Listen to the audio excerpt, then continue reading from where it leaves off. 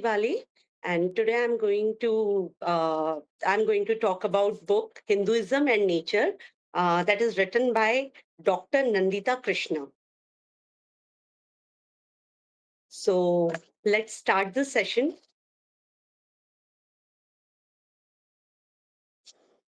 So first of all, I want to say कि हमने हमारे घर में हमारी नानी, दादी और माँ या हमारी घर की कोई भी एल्डरली लेडी को देखा है कि सुबह उठ के सबसे पहले वो अपने घर के सामने क्लीन करती है और वहां पर डेकोरेटिव रंगोली बनाती है जिसे कोलम या अल्पा कहते हैं और उसे वो बनाती है राइस फ्लोर से।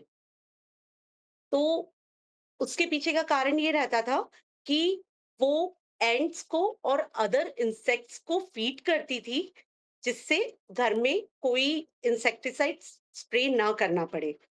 फिर अ, जब वो अ, अपना दिन स्टार्ट करती थी, तो उसके बाद अ, जब वो नहाने जाती थी, तो हमेशा वो प्रार्थना करती थी कि मेरा मेरा पानी उतना ही पवित्र हो जितना गंगा का जल है, and that shows anti microbial quality also. फिर उसके बाद एक रिचुअल होता था कि तुलसी के गमले को जो घर के सेंटर में रखा रहता है या हमारे घर के सबसे ब्राइटेस्ट स्पेस में रखा रहता है, खुले में रखा रहता है, वहां पर वो पानी देती थी और पानी देने के बाद वो प्रार्थना करती थी कि मेरा परिवार स्वस्थ रहे, बिकॉज तुलसी जो है वो प्रिवेंट करती है कफ, कोल्ड और फीवर को।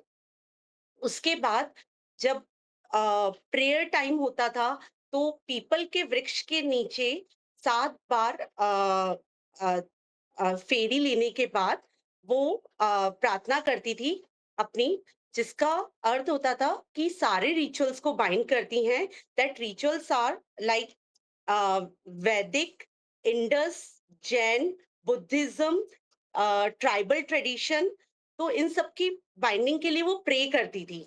और उसके बाद अ, और जो पीपल ट्री है उसकी यूनिक क्वालिटी है कि वो एयर प्यूरिफाई करता है और वो ऑक्सीजन देता है डे में और नाइट में भी। उसके बाद घर में अपने एंसेस्टर्स को याद करने पर वो चावल फीड करती थी क्रो को। और क्रो जो है वो एनवायरनमेंट क्लीन करने में हेल्प करता है। और हमेशा हमने हमारे घरों में सुना है कि हम दिन में झाड़ू लगाते हैं पर रात में हम झाड़ू नहीं करते हैं। तो उसके पीछे का रिचुअल ये हुआ करता था कि हमारे घर के कोने में जो छोटे छोटे इंसेक्ट्स के नूक्स हैं वो डिसलॉज ना हो जाए, तो उसके लिए वो रात में झाड़ू नहीं करती थी। तो basically every aspect of her life surrounds bye scientific environment, scientific environment management, और वो हर चीज को नेचर से कनेक्ट करती थी। बट अनफॉर्चुनेटली मॉडर्नाइजेशन और डेवलपमेंट के नाम पे आज हमारे घरों से ये सारी चीजें खत्म होती जा रही है। एंड ये अगर इन सब के पीछे देखा जाए तो everything is like eco management. तो दिस इज माय टॉपिक। अब उसमें ये है कि अगर हम देखा जाए तो आज भी हमारे ट्रेडिशंस जो हैं वो रूरल एरिया में प्रिजर्व करके रखे हुए हैं। एंड सबसे बेस्ट पार्ट है कि from Kanyakumari to Kashmir to Kanyakumari या फिर द्वारका से दिब्रुगढ़ तक देखा जाए तो ये सारे कनेक्शन सेम हैं, बस इनके फॉर्म्स चेंज किए गए हैं। तो this is the way things goes. और हम हमारे ट्रेडिशन को, हमारे धर्म को कहते हैं सनातन। तो सनातन जो है दैट इज लाइक इटर्नल, उसकी कोई बिगनिंग नहीं है और उसका कोई एंड भी नहीं है। तो उसका सिर्फ एक प्रिंसिपल है, इट सपोर्ट यूनिवर्स।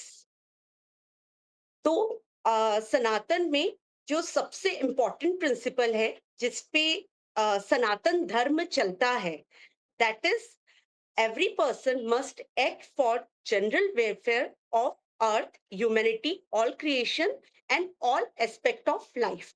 तो सारे जितने भी लिविंग क्रिएचर हैं और जितनी भी चीजें हमारे आसपास हैं या हमारी मतलब जितनी भी चीजें इस यूनिवर्स में हैं, वो सब एक एक जैसी ही हैं। तो जो हमारा सनातन धर्म है वो इस पे काम करता है। और हम हमेशा बोलते हैं कि अ, धर्म पे चलना चाहिए या हमें धर्म को समझना चाहिए। तो बेसिकली सनातन कहता है कि धर्म जो है that is made up of four things. तो first is righteousness, second is duty, third is justice and fourth is law. और धर्मा जो है वो सबको इक्वल वैल्यू देता है। और जितने भी यूनिवर्स में लिविंग बीइंग हैं तो उनको एक समानता देता है। Even God has taken divine incarnation to restore it. तो भगवान खुद अवतरित हुए थे इसको सहेजने के लिए। तो और हम हमारे वैदिक लिटरेचर में देखें तो कई वर्सेस हैं जिसमें अ, न- जिसमें एक्सप्रेस किया है deep sense of communication of man and God. तो उसमें एक कहा गया है, so long as the earth able to maintain mountain, forest and trees, until then the human race and its progeny will be able to survive and completely believe। ये दुर्गा सप्तशती से लिया गया है। और इसका सिंपल अर्थ यही है कि जब तक अर्थ को मेंटेन किया जाए, मतलब जब तक हम माउंटेन, फॉरेस्ट, ट्रीज इन सबको मेंटेन करेंगे तो हमें भगवान जो है वो पूरा प्रोटेक्शन देगा अ, और हमारी संतान को भी सरवाइव करने के लिए। तो ये उसमें कहा गया है। फिर हमारा जो सनातन है वो वर्क करता है वसुदेव कुटुंबकम, the family of mother earth and सर्वभूत हित। ये यजुर्वेद में कहा गया है। मतलब must be benefactor to all creations. उसके बाद all form of human, animal, plant are regarded as equal by recognizing sanctity of nature। ancient India protected nature। तो जितने भी एंशियंट इंडिया के जितने भी हम देखें प्रिंसिपल्स थे या रिचुअल्स थे या जो भी बनाया गया है, तो वो कहीं ना कहीं हमारी मदर अर्थ को प्रोटेक्ट करने के लिए बनाया गया है। और हिंदुइज्म का हमेशा से कंसर्न रहा है। मतलब आज तो हम इतने मॉडर्न हो गए हैं और हम इन सब चीजों को भूलते जा रहे हैं, जबकि हमारे हिंदुइज्म में लाखों सालों से सिर्फ एक ही कंसर्न रहा है कि डिफॉरेस्टिंग नहीं होना चाहिए, इंटेंसिव फार्मिंग ऑफ एनिमल्स नहीं होना चाहिए और ग्लोबल वार्मिंग नहीं होना चाहिए। तो जिसके कारण क्लाइमेट चेंज होता है और जो बैलेंस है वो पूरा बिगड़ता है। तो दिस इज द रीजन कि हमारे हिंदुइज्म और नेचर का क्या कनेक्शन है। ठीक है। तो इसका एक और एग्जाम्पल है कि अथर्ववेद में बहुत ही ब्यूटीफुली डिस्क्राइब किया है relationship between human being and nature. और हमारे चार वेद होते हैं और इस ये कई सालों पुराने हैं। और इसमें लिखी जो बातें हैं वो आज हम देखें तो आज भी वो ही सारी बातें चल रही हैं जो लाखों साल पहले से कहा गया है, बस उनके फॉर्म्स चेंज हुए हैं। तो उसमें कनेक्शन बिटवीन नेचर और ह्यूमन का बताया गया है। लेकिन उसमें एडवाइसेस, वार्निंग और उसके बारे में भी कहा गया है कि जब प्रलय आएगा तो फिर सब अंत होगा और फिर सब शुरुआत होगी। तो अथर्ववेद में जहां कहा गया है कि ocean, reverse and other source of water जो भी फूड ग्रेन प्रोड्यूस करते हैं और जिसपे हम मतलब ये जो है ओशन, रिवर और जितने भी सोर्स ऑफ वाटर है, ये हमारे सर्वाइवल के लिए हम इनके ऊपर डिपेंडेंट हैं। ये फूड ग्रेन प्रोड्यूस करते हैं और कहीं न कहीं हमारे एनवायरनमेंट को बैलेंस करते हैं। फिर प्रजापति जो लॉर्ड ऑफ क्रिएशन है, तो अ Prajapati, the lord of creatures, is the creator and protector of the sky, earth, ocean, people and animal. और अ, उन्होंने ये कहा है कि human have no authority over animals, और किसी को भी किसी को नुकसान पहुंचाने का कोई हक नहीं है। या हम अपनी मनमानी से जो पेड़ काट रहे हैं, या हमारी मनमानी से हम इतने पहाड़ों को नुकसान कर रहे हैं, या ये, और ये हमारे वेदों में बहुत पुराने समय से कहा गया है कि हमें ये नहीं करना है, क्योंकि ये हमेशा प्रलय को ही जन्म देता है। फिर हमारे हिंदुइज्म में जो सबसे बड़ा बिलीफ है और जो हर रिलीजन में है, तो that is like birth, death and rebirth. और उसके बाद जो रीबर्थ होता है, वो हमारे कर्मा पे डिपेंड करता है। और हमारे हिंदुइज्म में ये बताया गया है कि इंसान के कर्म ही डिसाइड करते हैं कि उसका नेक्स्ट जो बर्थ होगा, उसमें वो किस योनि में जन्म लेगा। तो 84 लाख योनि है, दैट इज लाइक 84 लेग। और उसमें डिस्क्राइब किया गया है कि देयर आर 9 लेग स्पेशीज जो एक्वेटिक है, फिर 20 है जो इमूवेबल है लाइक प्लांट, ट्री। 11 लेग है जो इंसेक्ट्स और रेप्टाइल है। 10 लेग जो है वो बर्ड्स है। 30 लेग्स जो है वो एनिमल है। और 4 लेग जो है वो ह्यूमन है। तो कहीं ना कहीं इतना सब कुछ मिलके ये ब्रह्मांड बना है। और हमें हमारी एग्जिस्टेंस को इक्वली रिस्पेक्ट करना चाहिए जितनी ये दूसरी भी सारी स्पीसीज है।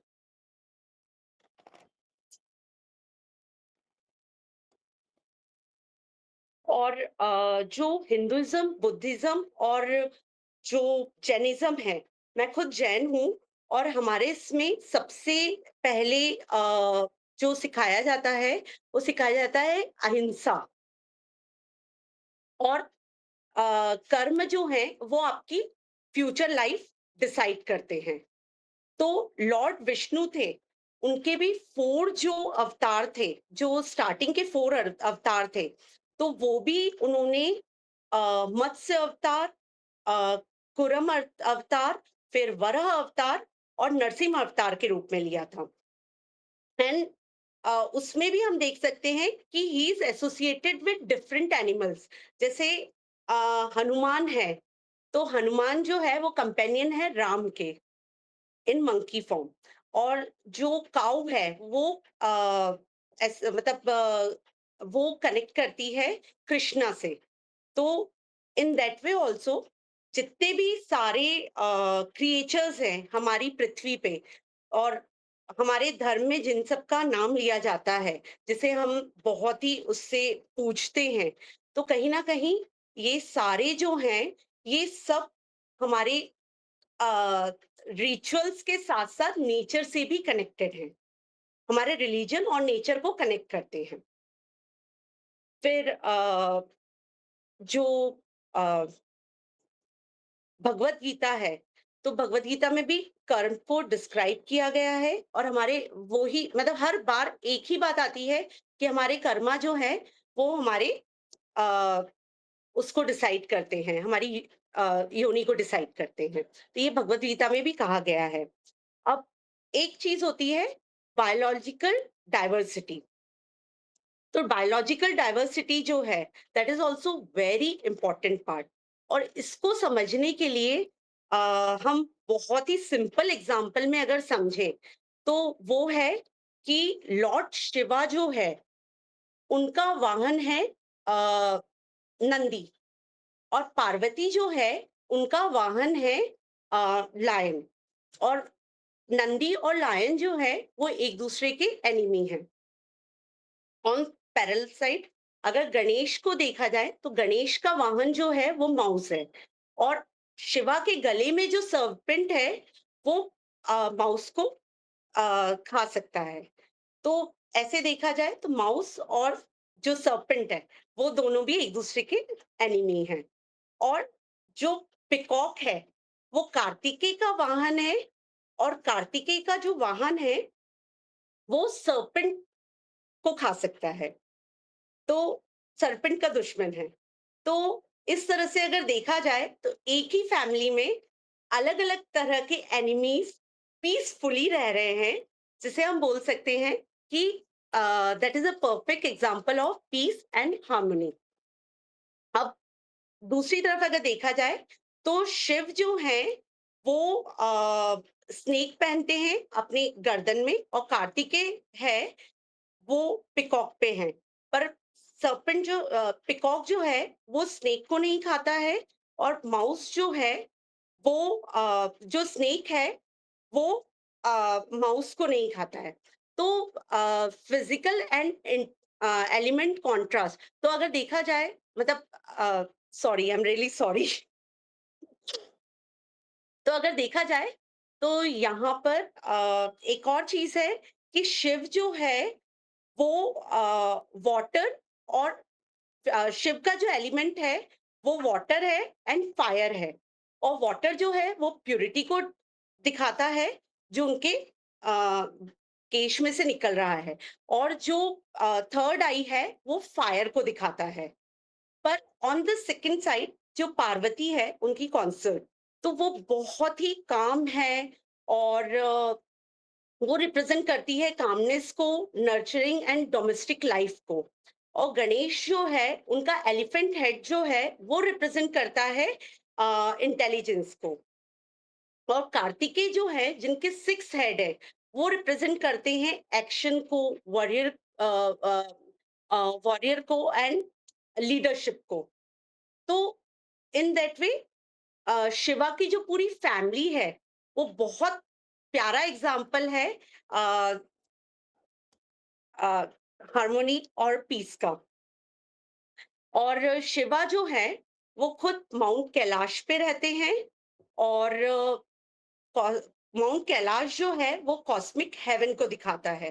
पर और ऑन द सेकंड साइड जो पार्वती का वाहन है वो केव में रहता है और जो कार्तिकेय का जो वाहन है वो हवा में रहता है। पिकॉक जो है वो हवा में रहता है।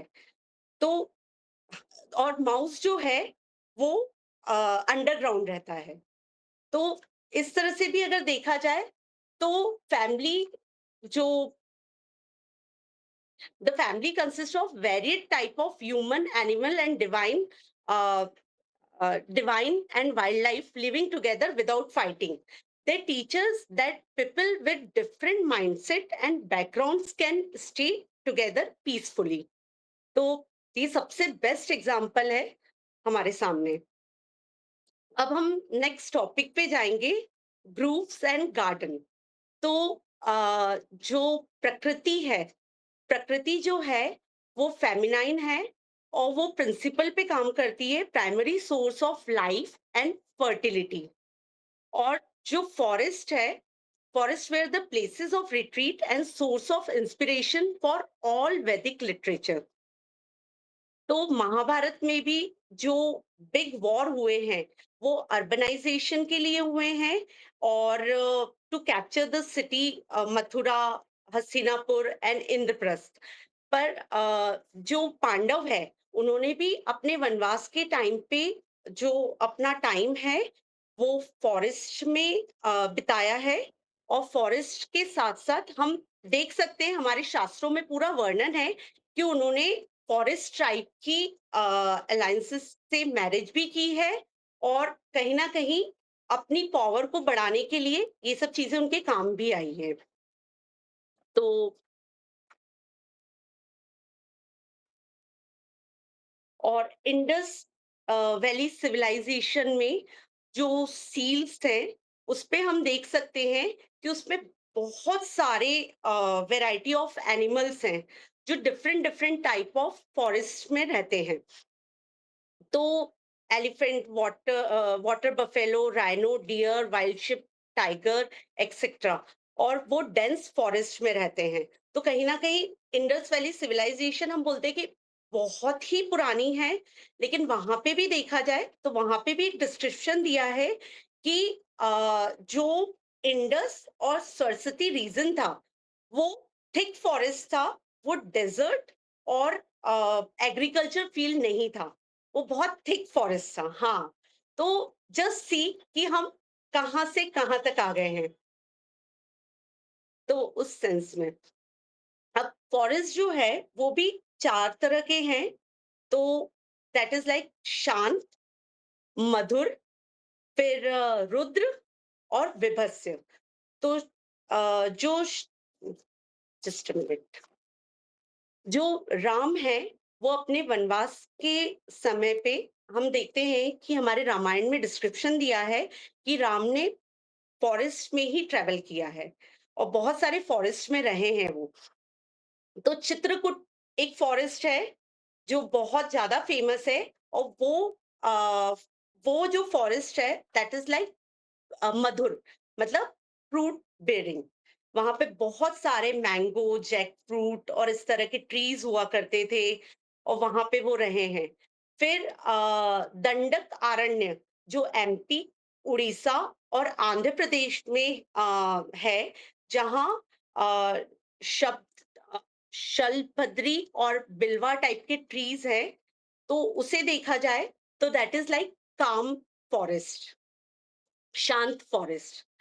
फिर पंचवटी, जहां से आ, सीता का हरण हुआ था।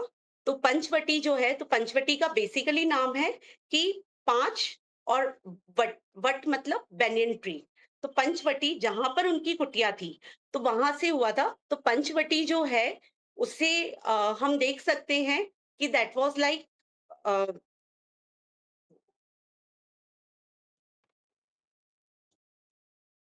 तो तो that was like tropical dry forest. और द्रोणगिरी हिल्स जो है वो मेडिसिनल प्लांट वहां पर होते थे और हनुमान उसे लंका तक लेकर गए थे। तो इन दैट वे हमारे पुराणों में इस चीज का बहुत अच्छे से डिस्क्रिप्शन दिया हुआ है। अब रामायण में अगर देखा जाए तो बॉटनिस्ट डिलाइट और डिटेल्ड डिस्क्रिप्शन दिया है फॉरेस्ट और जितने भी ट्रीज है और जितने भी। तो जैसे ही रामायण की कोई भी स्टोरी स्टार्ट होती है, वो कभी भी राम थे से शुरू नहीं होती है, वो हमेशा शुरू होती है किसी ना किसी वन के नाम से। तो that is very important part of, like that is very important part of Hinduism and nature. फिर देर इज स्टोरी, जब ब्रह्मा ने वाटर क्रिएट किया था, तो ब्रह्मा ने राक्षस और असुरों को भी क्रिएट किया था, ताकि फॉरेस्ट और वाटर बॉडीज को प्रोटेक्ट कर सके। और हम कहीं ना कहीं ये देख सकते हैं कि जब अ, असुर और राक्षसों को खत्म किया गया, तो कहीं ना कहीं डिफॉरेस्टिंग बहुत फास्ट हुई है। तो दैट इज ऑल्सो लाइक, अगर हम देखा जाए तो राक्षस और असुर को हम बुरा मानते हैं, पर वो कहीं ना कहीं प्रकृति के हित में ही थे, वो प्रकृति के हित में ही थे। फिर द बेस्ट एग्जांपल ऑफ डिफॉरेस्टिंग और जो फॉरेस्ट लैंड को क्लियर किया गया है, तो वो खंडवा दहन जो महाभारत में आता है। महाभारत में जब अ, अर्जुन मतलब पांच पांडवों को अपनी खुद का अर्बनाइजेशन करना था, तो उन्हें खंडवा फॉरेस्ट पूरा डिस्ट्रॉय कर दिया, वहां पे आग लगाई with the help of Krishna. और कितने ही हजार जो जानवर थे, बहुत ही बुरी तरह से, और वो वहां पर अ, जले थे, खत्म हुए थे। एंड हिस्ट्री अपने आप को हमेशा रिपीट करती है। तो आज हम अगर देखें कि अमेज़न के फॉरेस्ट में जो आग लगी थी और कैलिफोर्निया में जो इतना ज्यादा नुकसान हुआ था, और प्रकृति कभी किसी को अलग नहीं करती है। प्रकृति हमेशा सबके साथ समान व्यवहार करती है। तो हम वहाँ पे देखें कि वहाँ पे भी ये चीज़ रिपीट हुई थी और कितने ही महीनों तक वो आग चली थी और उस कारण से कितना हमारे एनवायरनमेंट पे असर हुआ था। तो कहीं न कहीं ये डिस्क्रिप्शन मतलब मुझे ये एग्ज़ाम्पल लगा एक कि जब मैंने खंडवा दहन के बारे में पूरा डिटेल में पढ़ा, तो मुझे मेरे आँखों के सामने जो क्लिप्सेस आ रहे थे, वो यही आ रहे थे कि अमेज़न में जब आग लगी थी, तो भी कुछ इसी तरह का सीन हुआ था क्योंकि वो तो हमारे सामने ही हुआ और हमने उसे देखा था।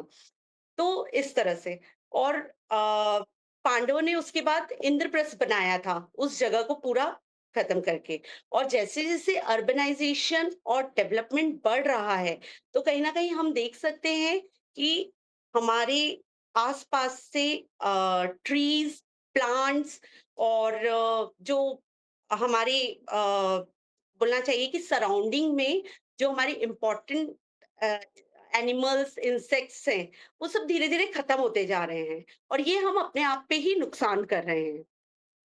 फिर एक और इंसिडेंस था अ, जहाँ पर मतलब वृक्ष पुराण में कहा गया है कि अगर कोई इंसान पीपल का पेड़ लगाता है, बैनियन ट्री लगाता है, 5 मैंगो ट्री लगाता है, 2 ऑरेंज ट्री लगाता है और 10 फ्लावरिंग वाले ट्री लगाता है, तो वो कभी भी नर्क नहीं जाएगा। बट वी कैन अंडरस्टैंड कि how it balance ecological system कि किस तरह से ये कितना इम्पोर्टेंट पार्ट है हमारे जीवन का। हमें ये क्यों करना चाहिए? और इसी को करने के लिए वन महोत्सव भी सेलिब्रेट किया जाता था। और हम आज प्लांटेशन करने को एक फोटो शूट करने की तरह लेते हैं और उसके बाद हम कभी भी पलट के नहीं देखते हैं कि अ, हमने जो प्लांट लगाया था उसका कैसा ग्रोथ हो रहा है, क्या हो रहा है इस तरह से और बाद में कहीं न कहीं वो बहुत ज़्यादा जल्दी खत्म भी हो जाता है। लेकिन आप पहले अगर देखें तो ये एक रिचुअल हुआ करता था जिसे लोग फॉलो करते थे कि उनके घर में अगर किसी की डेथ हो जाती थी तो उनके नाम पे वो बैनियन ट्री, पीपल का वृक्ष ये सब लगाते थे और उसको लगाने के पीछे रीजन ये रहता था कि पीपल का जो वृक्ष है उसे कॉस्मिक ट्री कहा गया है। जो उसकी रूट्स हैं वो ब्रह्मा है, जो उसकी ब्रांचेस हैं वो विष्णु हैं और जो उसका हेड है दैट इज लाइक शिवा और इतनी ऑक्सीजन देता है कि हम सब आज उसी के कारण मतलब हमारी बोलना चाहिए पृथ्वी को बैलेंस करने में वो बहुत ज्यादा हेल्प करता है। तो इन दैट वे ऑल्सो कि हम जब प्लांटेशन करते हैं अपने एंसेस्टर के नाम पे या और उनका ध्यान रखते हैं, तो कहीं न कहीं हम हमारे लिए ही कुछ ना कुछ अच्छा करते हैं। तो अब मैं थोड़ा और आगे बढ़ूँगी। अ, तो पद्म पुराण में भी यही कहा है कि अगर हम पेड़ काटते हैं, तो वो पनिशेबल है और किसी को ये हक नहीं है कि वो इस तरह का एक्ट करे because every living creature is equal. और अग्नि पुराण में कहा गया है कि plantation of tree and creation of garden led to पापों का मतलब बेसिकली पापों का नाश होता है उससे। तो आपके पापों का नाश होता है तो ऑब्वियसली आप अगर अपनी सराउंडिंग में एक हेल्दी और इतना फ्रूटफुल एनवायरनमेंट क्रिएट करेंगे तो कहीं ना कहीं आपके अंदर भी एक स्पिरिचुअलिटी जो है वो डेवलप होती है।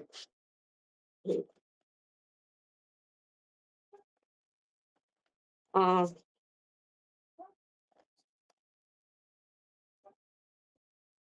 अब मैं गार्डन्स जो हैं तो और जस्ट मिनट और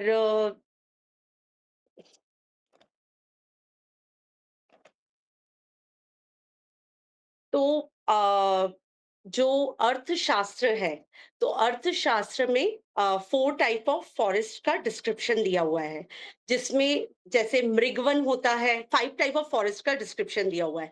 मृगवन होता है, फिर अ, द्रव्यवन होता है, हस्तिवन होता है, पक्षीवन होता है और पशुवन होता है। और कालिदास ने अभिजन शकुंतला में कहा था कि फॉरेस्ट और प्रिजर्वेशन ऑफ वाइल्ड लाइफ और फॉरेस्ट से नेचर से जो ह्यूमन का रिलेशन है, उसे समझने के लिए सबसे बेस्ट जो होता है वो आश्रम लाइफ होती है।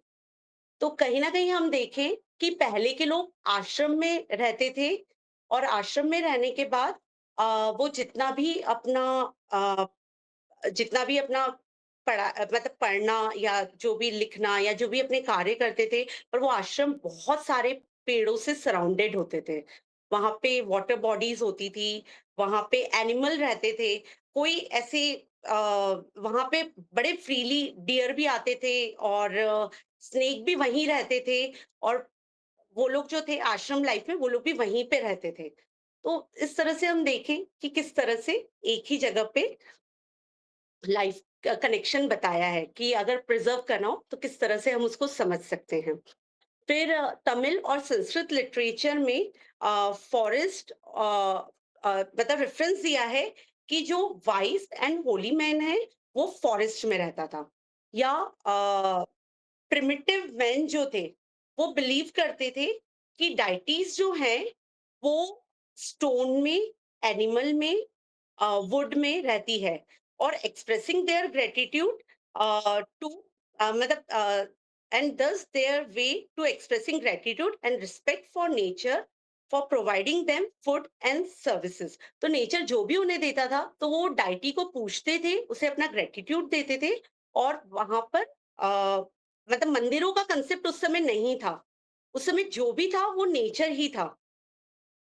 उस समय जो भी था वो नेचर ही था। वो किसी न किसी स्नेक के रूप में भगवान को मानते थे या किसी न किसी स्टोन को वो पूजते थे या किसी न किसी वुड को वो भगवान के रूप में मानते थे। और इसका दूसरा कारण ये भी था कि एक कांसेप्ट है कि जो वृक्ष होते हैं तो वृक्ष के अंदर यक्ष यक्षिनी भी आके रहते हैं और यक्ष यक्षिनी जो है वो आ, भगवान भगवान की पूजा आराधना करते हैं। तो कहीं ना कहीं उस कारण से भी कनेक्शन था कि यक्ष यक्षिनी को जब वो पूजते थे तो प्रॉस्पेरिटी और आ, जो बोलना चाहिए कि समृद्धि जो थी वो उनके पास इस तरह से भी आती थी। फिर फिर एक कंसेप्ट है गार्डन्स। तो gardens, why gardens are important?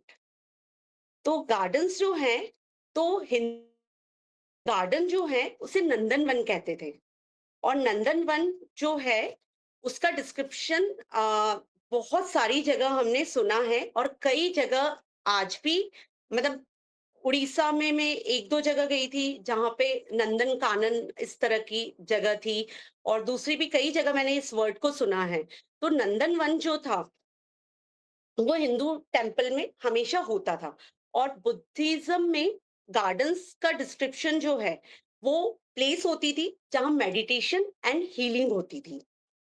अ, और there were beautiful garden in Nalanda and Takshashila और लॉर्ड बुद्धा जो है उनका जन्म भी एक ट्री के अंडर में हुआ है लुम्बिनी गार्डन में। तो अ, लुम्बिनी गार्डन में और still we can see Buddhist monastery have beautiful gardens attached to them। फिर वृंदावन जो बहुत पॉपुलर है, हमने सुना है यमुना के किनारे पर है, तो वहां पर that is a home of lord Krishna और till now leelas of lord Krishna and Radha are famous in Vrindavan garden. और जो वहां का सेवा कुंज गार्डन है उसमें आज भी कहते हैं कि श्री कृष्ण और राधा और गोपीज जो हैं वो रासलीला करते हैं। तो इस तरह से भी देखा जाए तो गार्डन का भी एक अपना इम्पोर्टेंस है और गार्डन्स जो है वो ब्यूटिफिकेशन के जो ब्यूटिफिकेशन का तो काम करते ही हैं मंदिर प्रिमाइसेस में। उसके अलावा वो खुद भी एक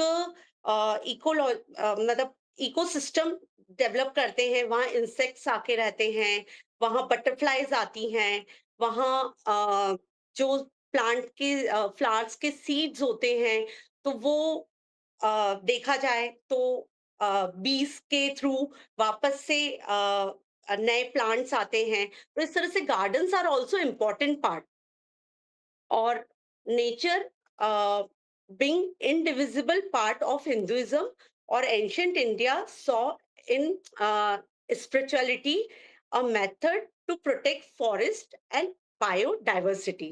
तो कहीं ना कहीं जितना भी ये सब कुछ बनाया गया है, ये कहीं ना कहीं प्रोटेक्ट करने के लिए हमारे फॉरेस्ट को, हमारे मतलब जितने भी रिचुअल्स और हमारे रिलीजन में बनाए गए हैं, तो वो कहीं ना कहीं हमारे फॉरेस्ट और बायोडाइवर्सिटी को प्रोटेक्ट करता है। अब एक और इसका है कि We can take a selfie. It's half time. Would you like to take a break? Water break, something? Yeah, yes. So you can also drink water. Meanwhile, we can take a selfie for 2-3 minutes. I hope everyone is enjoying. It's such a relatable content. इतना मजा आ रहा है आपको सुन के Neha ji. And we are able to relate to each and everything. कि, okay, yes, this was also told. This was also told by our ancestors, by our mothers. It's a wonderful session. All right, everyone, please turn on your cameras. It would be amazing that you will join. Hello, Akash ji, Ruchi ji, Palak ji. Hi, Vinu ji. Different kind of fight, Vinu ji. We love seeing her. Bye ji, hello. शांति जी, आपने रुमित जी को drop कर दिया क्या?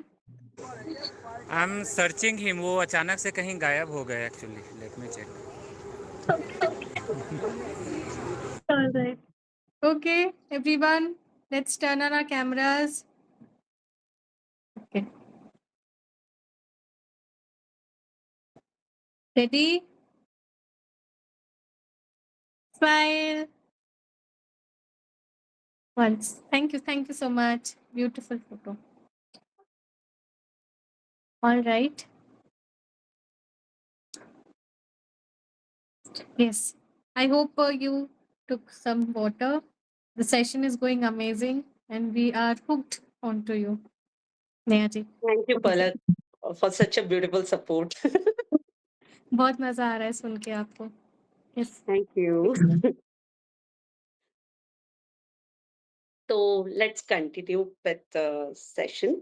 हाँ, तो हम gardens पे थे, और गार्डन्स जो हैं वो भी इकोलॉजिकल मतलब groves reflect the ecological concern of local people. और जो है वो इसलिए बैलेंस किया जाता था। डाइटीज जो है, deities of groves reflect the ecological concern of local people. और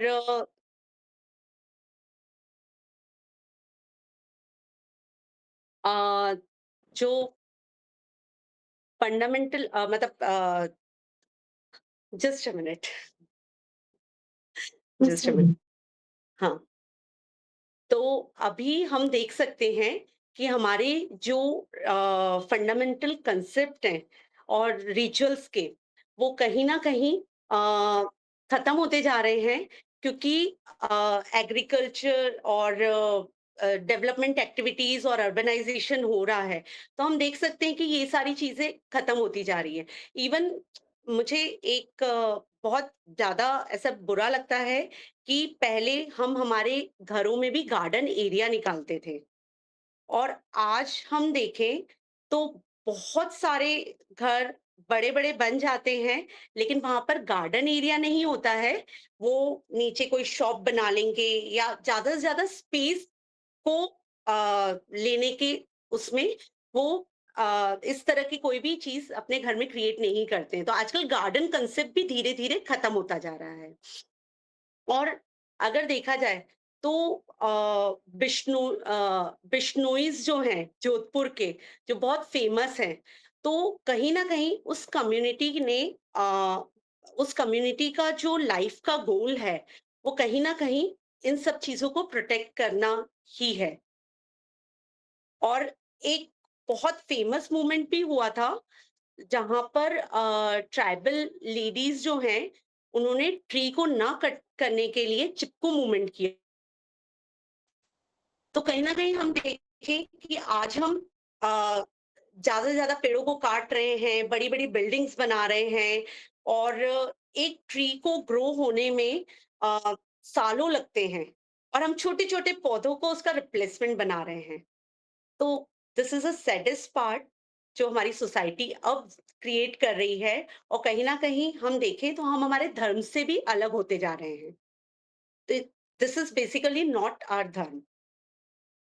फिर अगर हम देखें तो हमारे यहाँ पे पवित्र नदियाँ भी होती हैं और हमारा जो सेक्रेड वाटर रहता है, वो हर रिचुअल्स एंड राइट्स को परफॉर्म करने में काम में आता है। तो most Indian rivers are believed to be divine manifestation. वो किसी न वो अवतार हैं और भगवान हम जो नदियाँ हमारी जो नदियाँ हैं, उसे हम भगवान की तरह मतलब हमारी देवियों की तरह पूजते हैं और इन्हें मतलब इन्हें पॉल्यूट करना संस्कृत टेक्स्ट में कहा गया है कि बहुत बड़ा पाप है। तो ये बहुत सालों पहले ही कहा गया था कि अगर आप नदी को गंदा करते हो, तो कहीं न कहीं आप एक पाप ही कर रहे हो। तो इस तरह से। तो हम आज अगर बात करें पाप और पुण्य क्या है? तो अगेन दैट इज़ आवर कर्म ओनली। ये बाहर से नहीं आता है। हम खुद जानते हुए अपने आसपास की सराउंडिंग को जो इतना नुकसान पहुंचा रहे हैं, हमारी नदियों को खत्म कर रहे हैं, तो वो कहीं न कहीं एक पाप की तरह कहा गया है। फिर इसको बेस्ट मतलब इसके लिए एक स्टोरी भी है जिसमें बताया गया है कि मनु जो था राजा Manu, he was the first man जो फ्लड में सरवाइव किया और जब तक फ्लड शांत नहीं हुआ तब तक हिमालय पे रहे और उसके बाद एक नया लाइफ फिर से स्टार्ट किया। तो ये हमारी नदियों का रौद्र रूप भी है जो आज भी हम देख सकते हैं और हम देख रहे हैं। तो ये हमारी नदियों का रौद्र रूप भी है। और एक और है कि जैसे हमारी जो नदियाँ हैं गंगा, यमुना, गोदावरी, ब्रह्मपुत्र, कहीं न कहीं हम इन्हें बहुत ज़्यादा पूजनीय मानते हैं और हम इन्हें पूजते हैं। तो इसका मेरा खुद का एक्सपीरियंस मैं शेयर कर रही हूँ। अ, मैं खुद माँ नर्मदा के किनारे पली-बड़ी हुई हूँ। और हमारा हर मौसम में हम स्विमिंग करने जाते थे नर्मदा पे और नर्मदा माँ के पास जब जाती थी तो हर बार मुझे मतलब ये मैंने कई बार सालों तक फ़ील किया है कि किस तरह माँ मुझे अपने आँचल में समेट लेती थी। मुझे वो ही फ़ील आती थी कि मैं एक छोटी-सी बच्ची हूँ और बिल्कुल माँ के आँचल में हूँ और मैं इतना एन्जॉय करती थी उस मोमेंट को, स्विमिंग वाला जो मेरा रहता था। तो मैं ना माँ नर्मदा से बहुत ज़्यादा कनेक्टेड हूँ। मतलब मैं मेरी माँ को भी बाद में मानती हूँ, उसके पहले मेरी जो माँ है वो नर्मदा है, क्योंकि मैंने बचपन से उन्हें एक्सपीरियंस किया है। और वहाँ पर मैंने माँ नर्मदा के किनारे जितने भी आश्रम हैं, वो सारे मैंने देखे हैं और वहाँ पर कई ऐसे ट्री हैं, जो 2-2 एकड़ के बड़ मतलब 2 एकड़ एरिया में बरगद के पेड़ फैले हुए हैं। जिनका आपको अंत भी नहीं पता है और शुरुआत भी नहीं पता है। तो that is like universe for me. तो मैंने ये चीज़ को भी एक्सपीरियंस किया है कि इतना विशाल और इतना ह्यूज और वो जो वृक्ष है, जो बैंनियन ट्री है, बरगद का पेड़ है, वो बढ़ता ही जा रहा है, बढ़ता ही जा रहा है, बढ़ता ही जा रहा है। तो उसको देखने में जो मुझे आनंद आता है, तो मैं हर बार जब उस वृक्ष के नीचे माला फेरने जाती हूँ या मैं घंटों बैठती हूँ, तो जो अद्भुत अनुभूति होती है, उसे मैं शब्दों में कह ही नहीं सकती हूँ।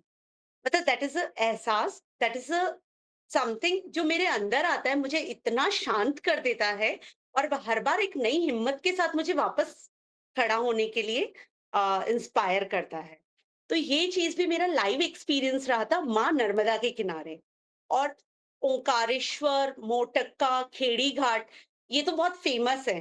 पर नर्मदा के ही बैंक पे मैंने बहुत सारे अंदर ही अंदर आश्रम देखे हैं, जो लोगों को पता भी नहीं है। और वो इतने अद्भुत है और जहाँ सालों से तपस्या चल रही है। तो उसे देखने के बाद भी मुझे एहसास हुआ कि माँ ने कितनों को अपने आँचल में पनाह दी हुई है।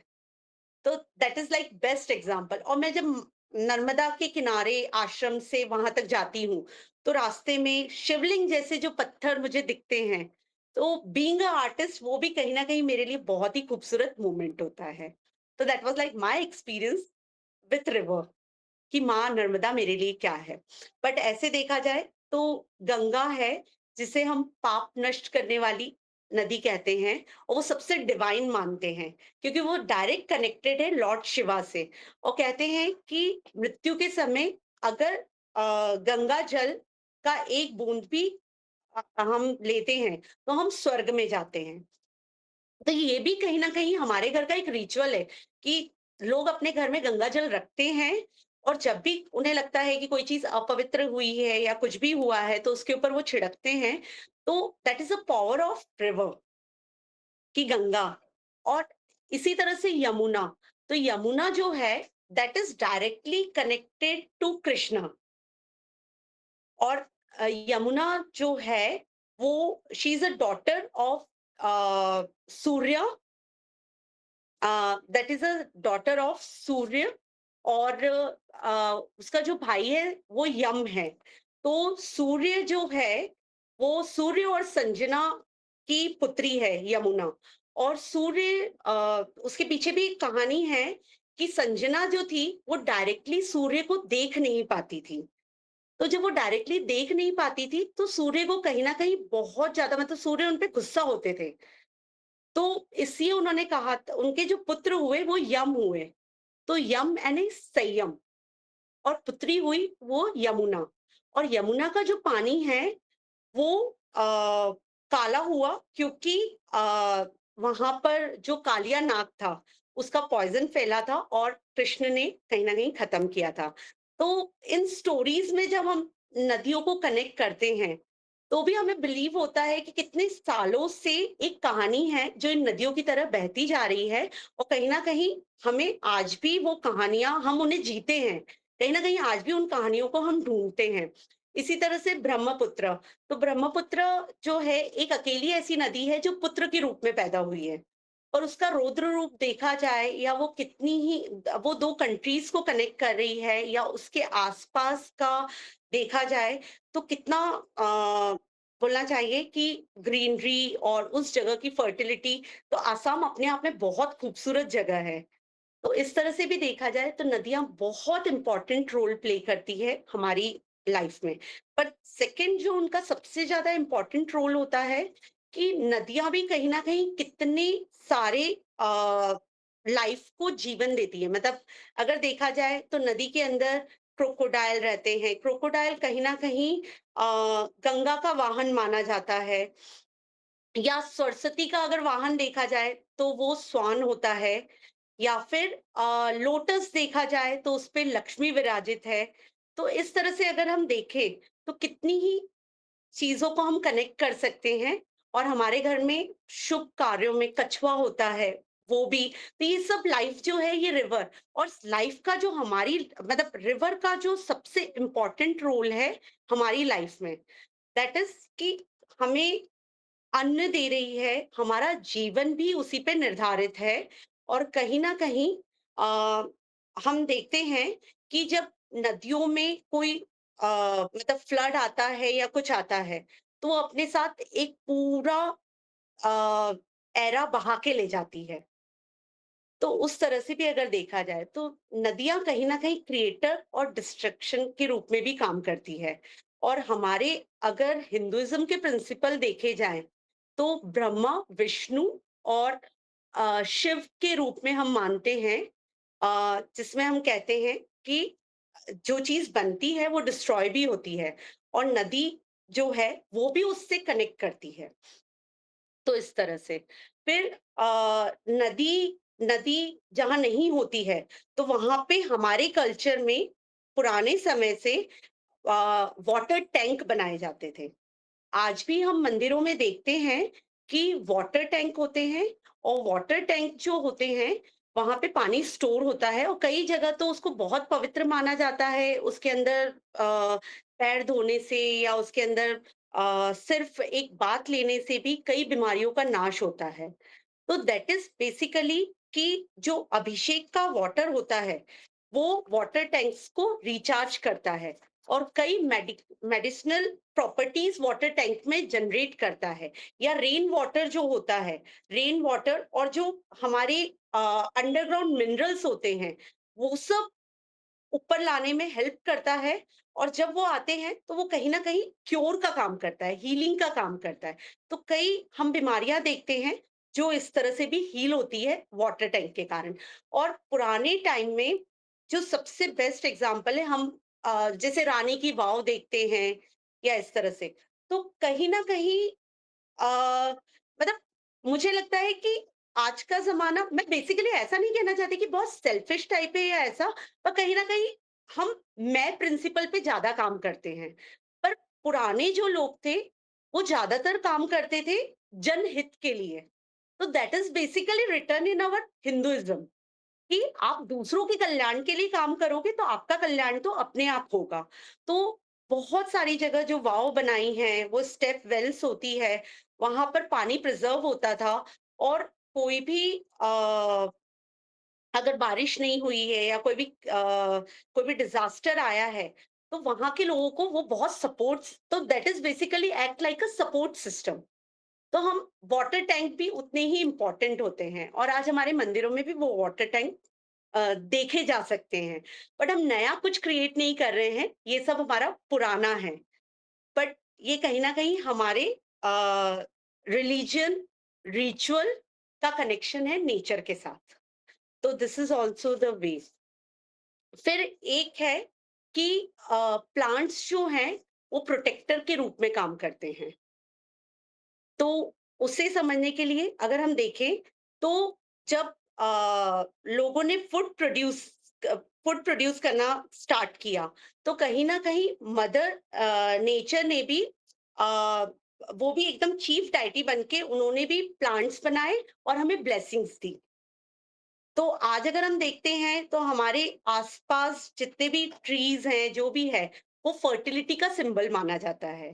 तो अगर हम देखें जिन्हें बच्चे नहीं होते हैं, कुछ भी रहता है, तो उन्हें बोलते हैं कि वृक्ष की आराधना करो। या फिर आज हम देखते हैं कि उसके आसपास 7 बार जो है वंदना की जाती है उसके।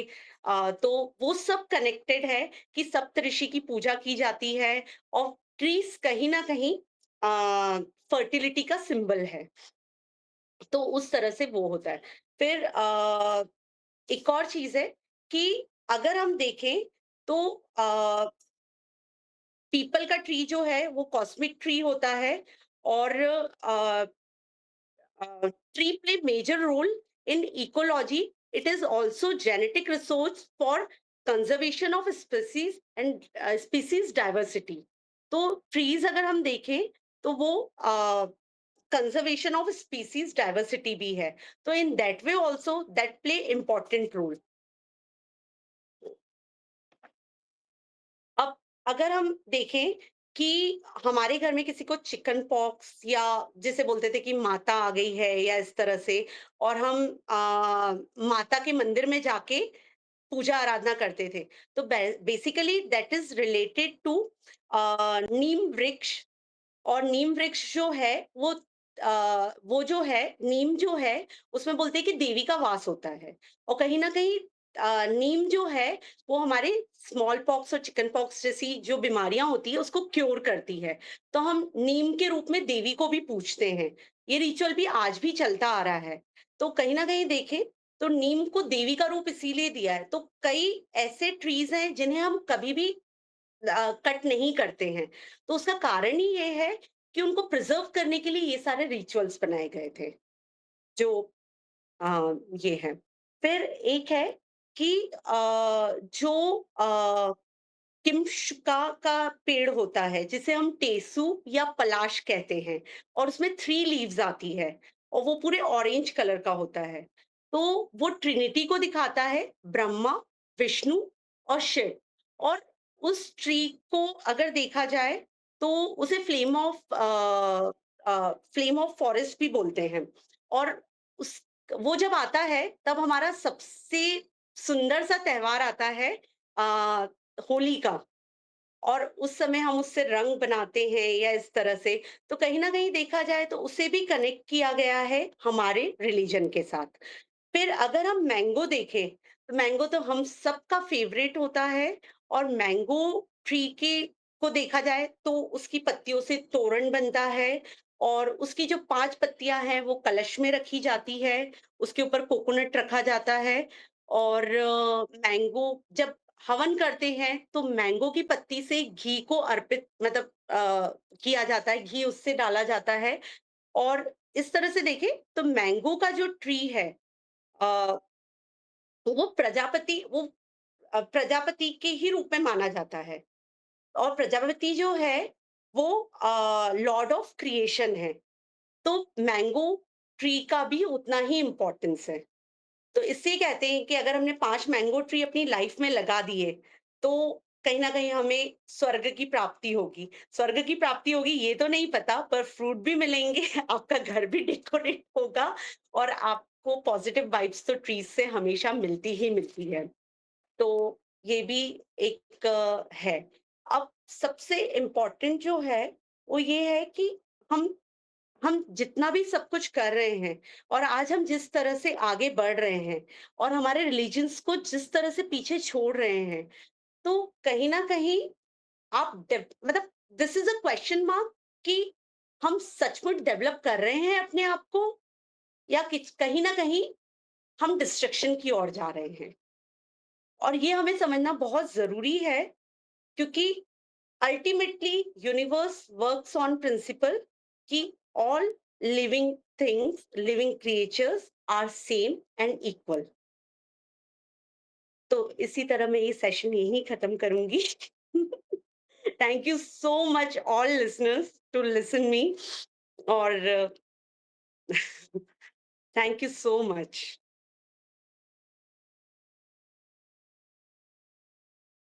Amazing session actually.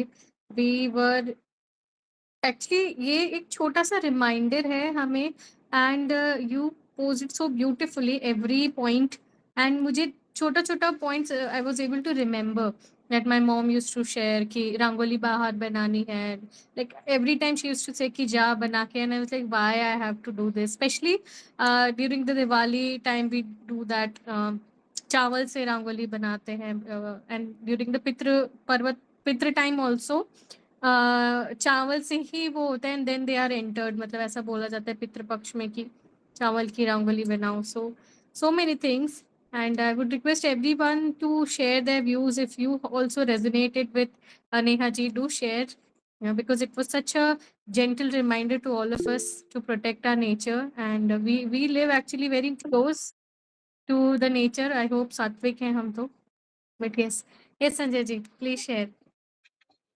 Neha ji, thank you so much for this excellent session. बहुत सारी चीजें मतलब आपने जो कही है, जो नेचर से रिलेटेड, मतलब पूरा 1 घंटे में हम इट्स कवर कर पाना नेचर को बहुत मुश्किल है। आपने इतने सारे पॉइंट्स टच किए, नदियों की बात की, ट्रीज की बात की, और जैसे पुराने जमाने में जो फॉरेस्ट की जो पूजा करते थे। In fact when you are saying कि कुछ भी जो माइथोलॉजिकल जो स्टोरीज हैं, उसमें जो स्टार्ट होती है तो वन से स्टार्ट होती है। आई वाज रिमेम्बरिंग सत्यनारायण भगवान की जो कथा होती है, तीर्थ नैमिषारण्य है कलिमल कलुष विहीन, मतलब वो नैमिषारण्य जो वन है वहां से स्टार्ट होती है। मतलब it was so wonderful to relate with. अभी हम जो है वो प्रकृति से कहीं ना कहीं मेटलिज्म के वजह से दूर होते जा रहे हैं। It's a good reminder to all of us that we should live close to the nature, if not possible, because ये तो हो नहीं पाएगा, एटलीस्ट जब भी हमको नेचर जिस भी तरह से जैसे भी मिले उसको हमको अंगीकार करना चाहिए अपने जीवन में। I think it will bless us in a wonderful way. Thank you so much for this beautiful session. In fact आपने जैसे शिवा की फैमिली के बारे में इनिशियली बोला कि वो इतने सारे कॉन्ट्राडिक्टरी एलिमेंट्स हैं and they are living together in peace and harmony. घर में परिवार में अलग अलग नेचर के लोग रहते हैं और हम जो है इरिटेट हो सकते हैं उनके व्यवहार से। किस तरह से हम जो है एक सामंजस्य का जीवन बिता सकते हैं साथ में रह के। वो परिवार की बात करें या हम किसी ऑफिस रिलेटेड सेटअप की बात करें या इन जनरल सोसाइटी में रहने की बात करें, सब तरह के लोग किस तरह से जो है पीसफुल हार्मनी के साथ रह सकते हैं. This wonderful example given by you. Thank you so much. Thank you. Sanjay ji, Thank you, Neha, मुझे for the beautiful इस session. Can you hear me? Thank you. हाँ, हाँ. I loved your stories. जो आप छोटी-छोटी बीच में stories बता रहे थे. तो do share the source of these stories because they were very enriching and they were very powerful.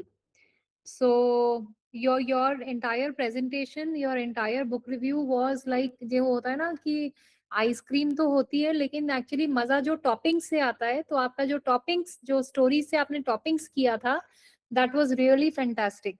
And so please do share your references because we as a reader community we would love to read it. And loved your review, Neha. Give more reviews. Thank Thank you you. Ruchi, thank you. तो Thank you, basically मैंने Ruchi. ये book इसलिए choose की थी, इसी में ये सारी स्टोरीज भी है, पर कहीं ना कहीं मुझे वापस से रिकॉल हुआ और कई क्वेश्चन मार्क्स होते हैं, हम क्यों करें, या हम हमारे घर में ये रिचुअल क्यों फॉलो करें, या हम what is religion, what is tradition, what is धर्म, व्हाट इज कर्म.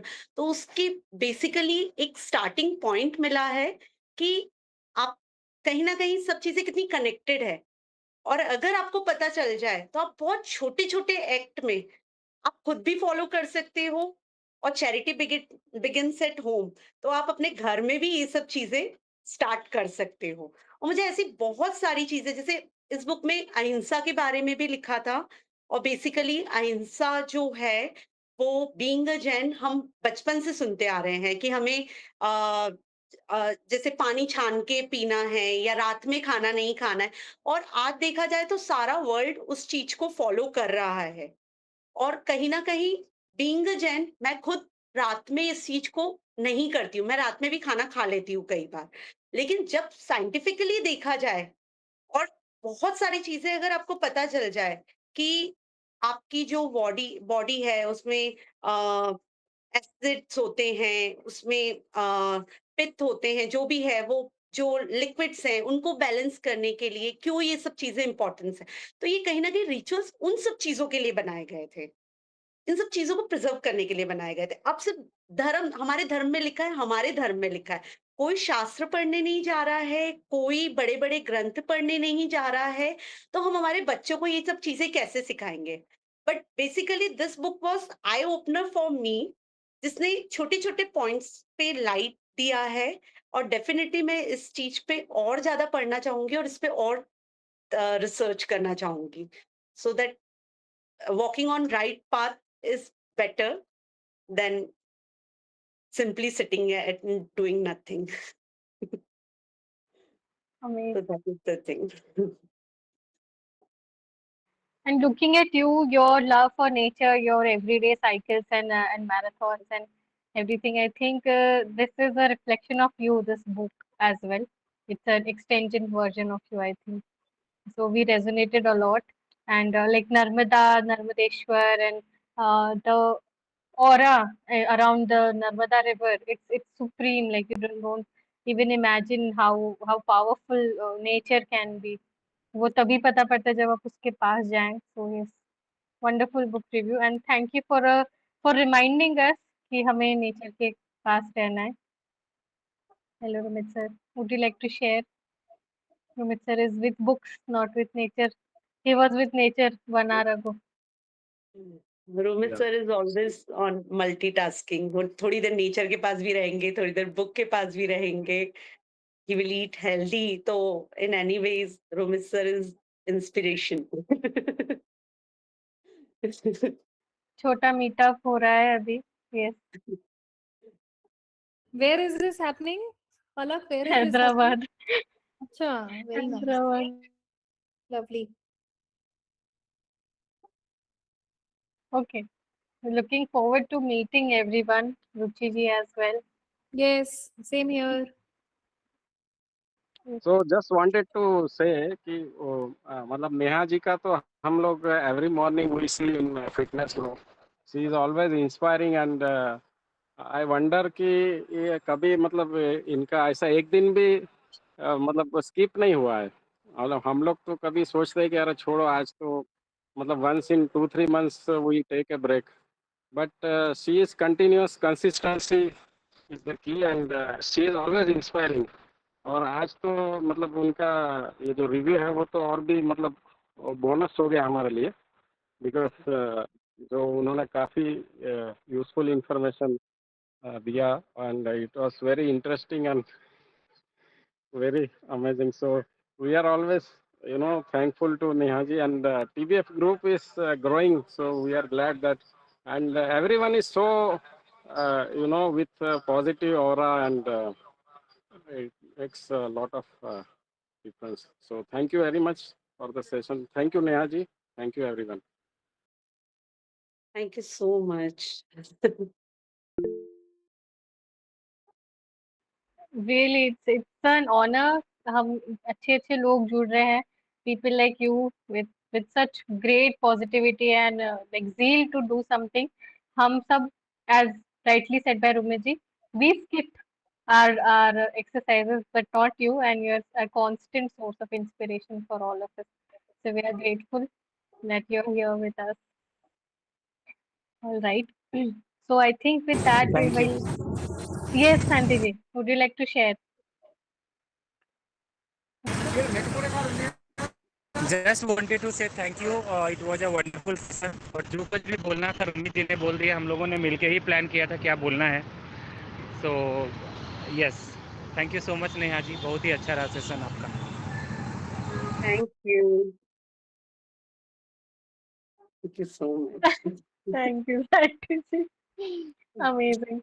All right. So with that, we'll come to the end of our session. Tomorrow at 7 a.m., we will be discussing, I think, chapter 38 and 39 by Sher Singh sir. So don't forget to join. See you all tomorrow for community reading. And thank you so much again, Nehaji. It was a beautiful session. We are all grateful. Good night, everyone. Good Thank night. you.